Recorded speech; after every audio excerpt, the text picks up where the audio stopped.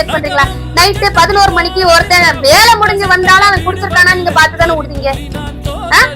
அதே மாதிரி காவலர்களுக்கும் செக் பண்ணணும்னு சொல்றேன். காவலர்களையும் செக் பண்ண ஒரு டீம் இருக்கணும்.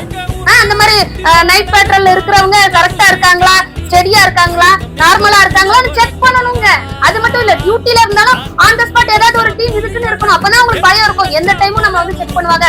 நம்ம ப்ராப்பரா இருக்கணும். நம்ம யூனிஃபார்ம் போட்டா ப்ராப்பரா இருக்கணும். ஏன் வீட்டுல போய் என்னவும் பண்ணி அது ஓம் இருப்போம், யாரையும் நம்ம தடுக்க முடியாது.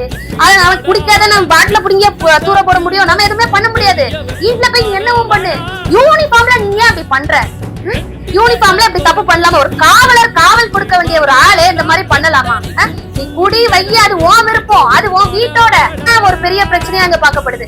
நாளைக்கு சப்போஸ் நம்ம ஏதோ ஒரு டிராவல்ல வாரோம், அங்க போறோம் இங்க போறோம், சப்போஸ் ரோட்ல ஏதாவது ஒரு இடத்துல மாட்டிக்கிட்டோம், பெட்ரோல் வண்டியை பார்த்தாலே பயமா தானே இருக்கும் எல்லா பெண்களுக்கும்.